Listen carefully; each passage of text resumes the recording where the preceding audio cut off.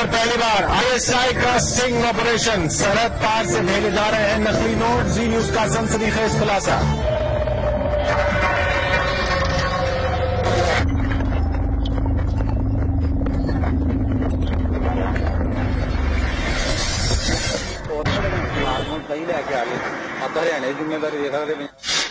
ये है हंजू, आईएसआई का एजेंट। इसकी डोर सरहद पार बैठे लोगों के हाथों में है। उनके इशारे पर ये कुछ भी कर सकता है। मकसद एक ही है, मुल्क में तबाही फैलाना, ऐसे हालात बना देना कि सरकार घुटनों पर आ जाए, पाकिस्तान अपने मंसूबों में कामयाब हो जाए। ये शख्स बेहद शातिर है। जब तक पूरा यकीन न हो जाए ये सामने नहीं आता। कई मुलाकातों के बाद भी हम यकीन से नहीं कह सकते कि इसने हमें अपना असली नाम बताया होगा। सामने आने में भी इसने करीब 3 महीने का वक्त लगा दिया। फोन पर हमारी इससे लगातार बातचीत होती रही। ये हमें परखता रहा।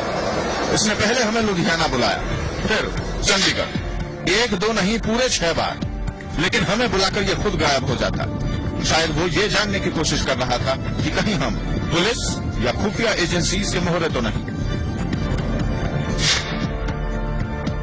लेकिन हमने भी पूरी एहतियात बरती। एक पल के लिए भी हंजू को शक नहीं हुआ। आखिरकार हम अपने मिशन में कामयाब हो गए। हंजू सामने आ गया। आईएसआई के चेहरे से नकाब उतर चुका था। उसकी साजिश का खुलासा होने में अब ज्यादा वक्त नहीं था। इंद्रजीत राय, जी न्यूज, चंडीगढ़।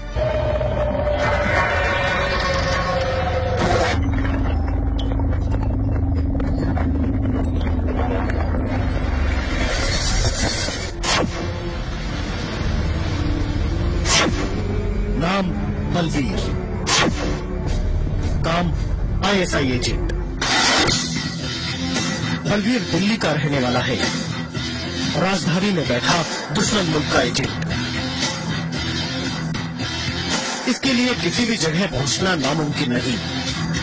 बेहद आराम से वो आईएसआई की साजिश को अंजाम दे रहा है, उसके जाल को फैला रहा है। बलवीर का पता हमें हंजू ने दिया, वो भी तब जब उसे हम पर यकीन हो गया। उसी ने बलवीर से हमारी मुलाकात तय करवाई। हंजू हमारे सामने खुलकर आ चुका था। आईएसआई के मंसूबों का खुलासा भी कर चुका था। लेकिन इतना यकीन वो अब भी नहीं करता कि हमारे साथ दिल्ली आता। बलवीर से मुलाकात तय करवाने के बाद उसने हमें दिल्ली रवाना कर दिया। हंजू दिल्ली कैसे पहुंचा हम नहीं जानते, लेकिन तय वक्त पर वो बलवीर के साथ मौजूद था।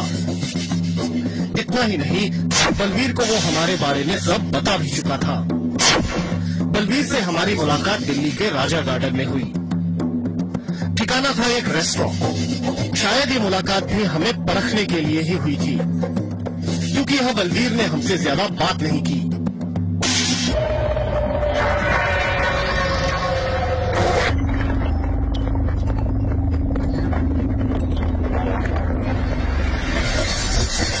हंजू और बलवीर आईएसआई के 2 बड़े मोहरे, ऐसे मोहरे जो रुपए के लिए वतन से गद्दारी कर रहे हैं। जिस थाली में खाते हैं उसी में छेद करते हैं।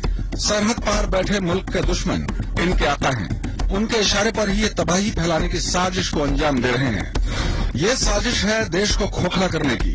इस जंग में उसी हथियार का इस्तेमाल किया जा रहा है जिसे हम और आप जेब में लिए घूमते हैं। नोटों के जरिए खेला जा रहा है तबाही का खेल। सरहद पार छापे जा रहे नकली नोटों को देश के कोने कोने तक पहुंचाया जा रहा है, हंजू और बलवीर जैसे हजारों लोगों की मदद से। सिकंदरा ले लो, सिकंदराबाद ले लो, एक दिन ले लो,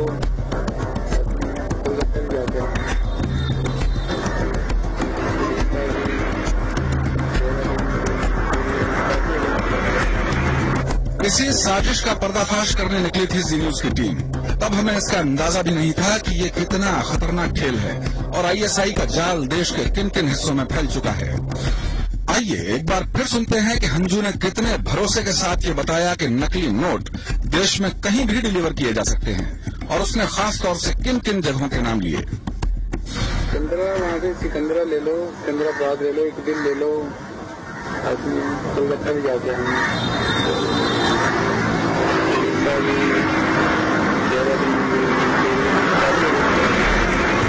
जाहिर है आईएसआई के एजेंट हर जगह घुसपैठ कर चुके हैं। हर कोने में बैठे हैं देश के गद्दार। अपनी तिजोरी भरने के लिए वो देश को खोखला कर रहे हैं। हर बैंक ही नहीं, हर घर, हर जेब में सेंध लगा चुके हैं। 2 लाख करोड़ की दौलत पर हो चुका है दुश्मन का कब्जा।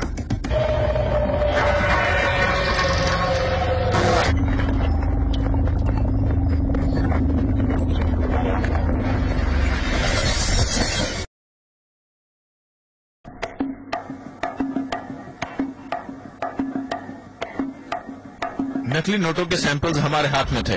देखने में बिल्कुल असली। देखने से ही पता चल जाता था कि उन्हें बेहद हाईटेक तरीके से छापा गया है। ये लाजमी भी है। पाकिस्तान की खुफिया एजेंसी आईएसआई की साजिश है। भारत को तबाह करना है। नोट छापने में एहतियात तो बढ़ती ही जाएगी। खैर, हमने फिर काम की बात शुरू की। जिक्र आया हिंदुस्तान में इसे सप्लाई करने वाले नेटवर्क का।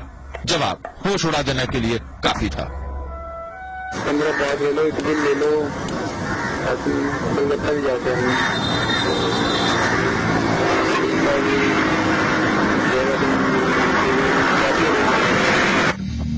आईएसआई का पूरा खेल धीरे धीरे समझ में आने लगा था।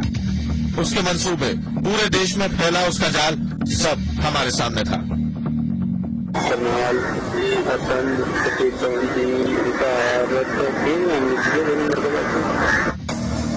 पाकिस्तान के नापाक मंसूबों का खुलासा करना हमारा मकसद था। हमने एक बार फिर उससे पूछा कि क्या वाकई ये नोट पाकिस्तान में ही छापे जाते हैं, फिर इन्हें एक साजिश के तहत सरहद पार भेजा जाता है। अंजू का जवाब आप खुद सुन लीजिए। तो पाकिस्तान से तो समुद्र के रास्ते से आता होगा। ये पाकिस्तान से पहले इंग्लैंड जाता है। इंग्लैंड से फिर समुद्र के रास्ते जाता है। इंग्लैंड समुद्र जाता है। अब शक की कोई गुंजाइश नहीं थी कि नकली नोटों का ये खेल तबाही मचाने की एक बड़ी साजिश है। इनके जरिए डाला जा रहा है अरबों खरबों का टाका। अंजू ये मान रहा था कि हम उसके जाल में फंस चुके हैं, जबकि हकीकत इससे ठीक उलट थी। अंजू हमारे सामने आईएसआई की साजिश का पर्दाफाश करता जा रहा था। हमने अब उससे नोटों की डिलीवरी की बात की। नोट हमें दिल्ली में चाहिए थे। आप बोलो पानीपत एडजस्ट करेंगे, दिल्ली मिलोगे या पानीपत? आप दिल्ली जाके गड्डी लेके गड्डी इंडिगो होगी सर, या क्वाइल्स या टैक्सी ले जाना। पहले बात होटल में मिलने की तय हुई थी, लेकिन हंजू को न जाने किस बात का डर लगा, उसने प्लान बदल दिया। हम दिल्ली की तरफ बढ़े। रास्ते में कई बार हंजू का फोन आया। वो हमसे पूछता रहा कि हम कहाँ पहुंचे, दिल्ली कब तक पहुंचेंगे। शाम का वक्त दिल्ली के इसी रेस्टोरेंट में पैसे के लेन देन की बात हुई थी। यहाँ एक और शख्स हमारे सामने था, आईएसआई का दूसरा मोहरा।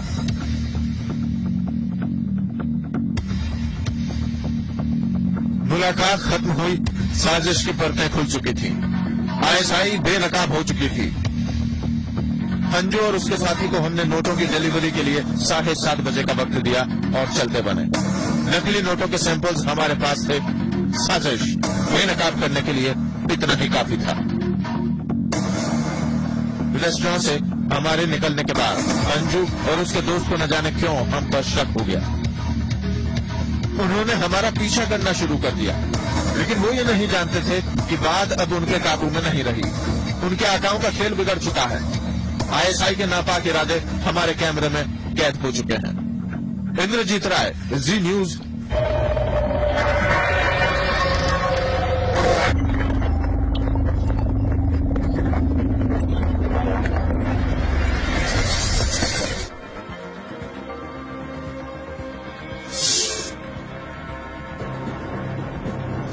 आईएसआई की ये साजिश ऐसी है जिसे नाकाम करने में आम आदमी बिल्कुल ही लाचार है। उसकी लाचारी तब और खुलकर सामने आ गई जब हम नकली नोटों के सैंपल्स लेकर बैंक पहुंचे।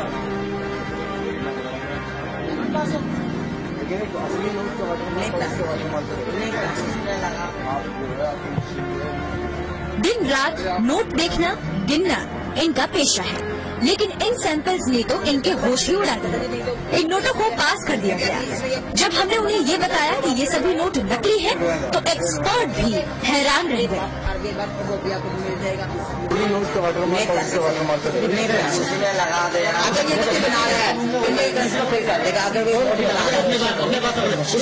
बैंकर जो मुझे पूरी ब्रांच में कि मेरे पास नोट ब्रांच में बात किसी का में आ गया, आप बैंक में खाना है मैंने बैठे उसके हाथ में देना, मुझसे दे देना, ये पकड़ लेगी। आज मैं भी नहीं पकड़ सकती सर। जब बैंक कर्मचारियों की हालत ऐसी हो तो आम आदमी से क्या उम्मीद की जाए? वो कैसे पहचाने इन नोटों को? नकली नोट उसे कहीं भी कभी भी मिल सकते हैं, वो भी अनजाने में उसे किसी और को दे देगा। ये पहचाने तभी जाएंगे जब कोई इन्हें जमा कराने बैंक में जाएगा। लेकिन ISI उसके लिए भी तैयार है। यहाँ प्रिंट या डिजाइन बदलता नहीं कि वो उसकी नकल तैयार कर लेते हैं। सारा काम हाईटेक मशीनों पर होता है। खेल बड़ा है और ISI के पास इसे खेलने के लिए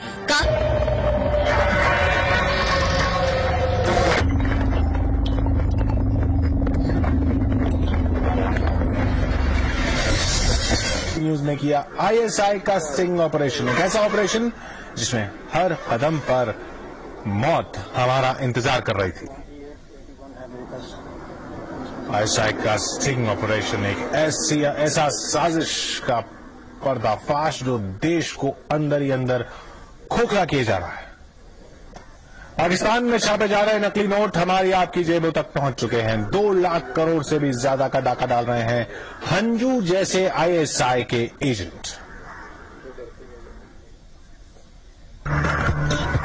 हंजू अब खुलकर हमसे बात करने लगा था। उसकी जुबान पंजाबी थी, लेकिन वो बेहद संभल कर बोल रहा था। मैं कल मैंने कहा इन्होंने परसों आके दस्या भाजी मैं असल में गया थी, मेरे यहाँ पेंटा गया उधर जंतर एरिया में करना एक दो दिन हुई है ना। फिर उसके बाद तो फिर आप हमारे घर आके ले जाओ, हम आपके घर जाके ले जाएं। लेकिन एक दो दिन तो आप भी पहली बार हमें जानते हैं, हम भी आपको पहली बार जानते हैं। एक दो दिन सबके अंदर एक दो दिन में काम करते हैं, ये बोल रही हूँ कभी बाइक से थोड़ी देर में ही धंधे की बात शुरू हो गई। हमने खुद को पानीपत का कारोबारी बताया। हंजू को यकीन दिलाना था कि नकली नोट खरीदने का हमारा मकसद मोटी कमाई करना था। हम लोग का काम रेलवे स्टेशन कोई दिन पेमेंट आने बड़ी पेमेंट है जब पानीपत वाली पेमेंट साढ़े सारे पास सोच बैठे हैं। ये अड्डा है इसमें गाँव वाले तो आके नहीं है, लेकिन काम नहीं करते। ट्रेन में रेट कम किया जाता है। बीच बीच में हंजू किसी को फोन पर पूरी बातचीत का दौरा देता। वो किससे बात कर रहा है और क्यों, ये उसने पूछने पर भी नहीं बताया। हंजू का यकीन जीतना जरूरी था। हमने डरने का ड्रामा किया और वो कामयाब भी रहा। ISI के इस खतरनाक एजेंट ने अब अपने धंधे के राज खोलने शुरू कर दिए। पाकिस्तान से तो समुद्र के रास्ते से आता होगा। ये पाकिस्तान से पहले इंग्लैंड जाते हैं। अच्छा, इंग्लैंड से समुद्र के रास्ते से इंग्लैंड समुद्र जाते हैं, पाकिस्तान से डायरेक्ट नहीं।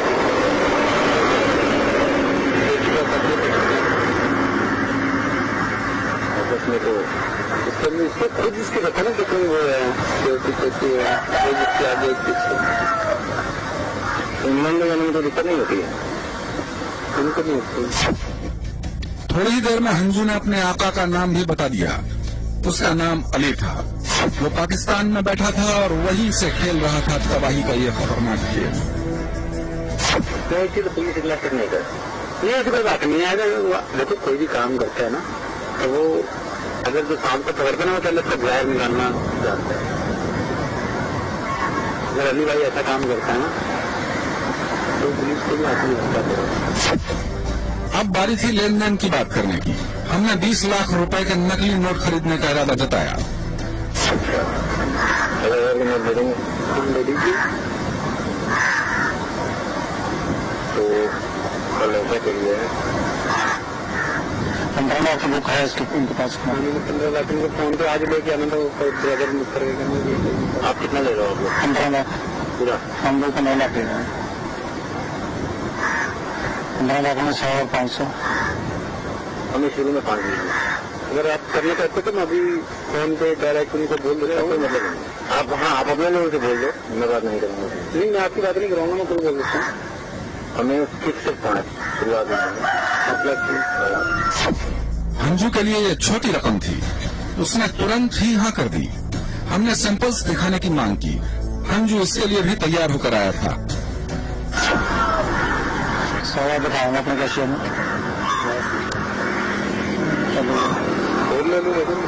सारे जन बताओ मुझे सेल नंबर का वहाँ से लेने पड़ेंगे सेल नंबर। तो मैं लेकिन यहाँ मेरे को पता लग गया यहाँ फ्लाइंग में ये सीरीज मेरे को पकड़ी भी नहीं थी, इसको कोई टैलेस के वगैरह कोई साबित नहीं कर सकता। तो टैलेस है वही चीज को साबित करती है, एक्चुअली उसका मार्जिन है। आईएसआई की साजिश का पर्दाफाश होता जा रहा था। वो नोट हमारे हाथों में थे जिनके जरिए सरहद पार बैठे कुछ लोग यहाँ तबाही लाने के मंसूबे सजाए बैठे हैं। पाकिस्तान में छापे जा रहे नोट किस तरह देश में भेजे जा रहे हैं, किस तरीके से उन्हें बैंकों में, हमारी आपकी जेबों में पहुंचाया जा रहा है, इस खतरनाक खेल से पर्दा उठने लगा था।